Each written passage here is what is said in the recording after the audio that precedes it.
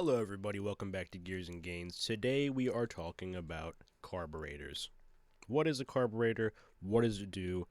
How does it work? If you're wondering why your grandpa's old car won't run when it's cold, or why it won't stay running, or why it runs funny, or why it smells like that, I'll let you know.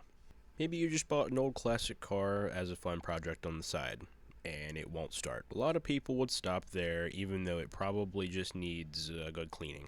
Let's talk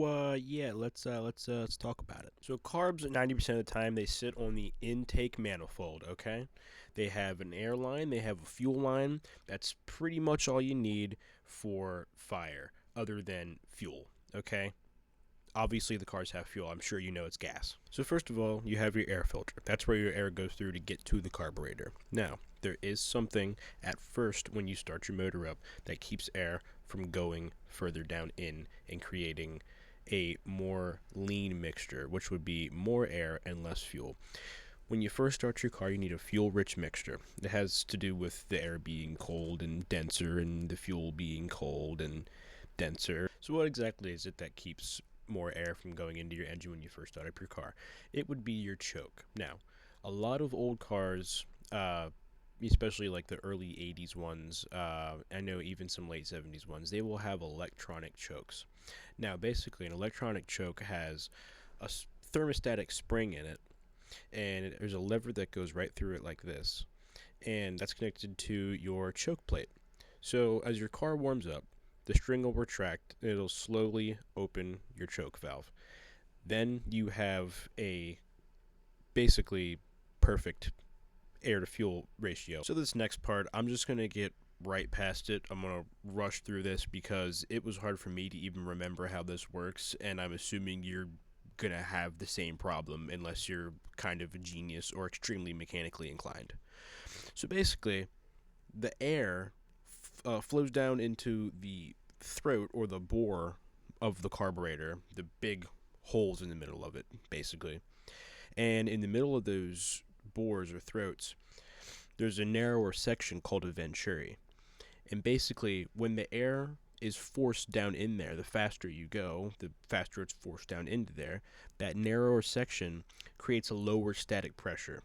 And the lower static pressure pulls fuel from the jets and mixes with the air. So essentially, the fuel is getting vacuumed into the air. That's basically what's happening. You're probably thinking, all right, douchebag, what about that gas? How do we get gas? Well, basically, there's a fuel line connected directly to the float chamber or the bowl, as you'll hear a lot of older guys call it. I mean, even I call it that, but the official term for it or whatever is the float chamber. Now, you'll hear a lot of people tell you before you start up a carbureted car, you gotta pump the pedal a couple times, usually like 3 to 5 times. That's because when you're trying to start your car, the bowl is usually dry or empty, and you need to fill the bowl up with some gas so that the car can start, because you can't start a car on spark and air. You need gas. Now, a lot of people will sit there and keep pumping and pumping and pumping and pumping and pumping. Sorry, I digress. But unfortunately, all this does is flood the carburetor.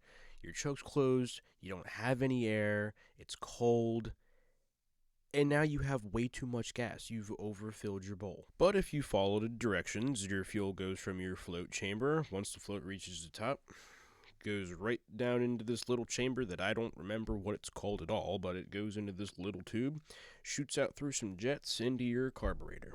To eliminate confusion, this is actually all happening inside the carburetor. The float chamber is also inside the carburetor, but what I meant was it shoots out the fuel into the throat, into the vent, sucks it through the venturi with that vacuum, mixes with the air, and then goes down into the intake manifold, into the intake valve, and then to the combustion chamber.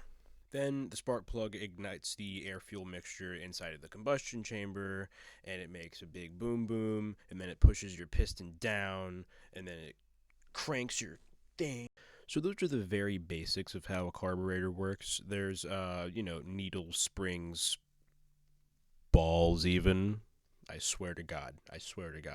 If you guys want a more in-depth explanation of a carburetor with all the working parts and all that, feel free to let me know. I will definitely go more in depth if you guys want me to.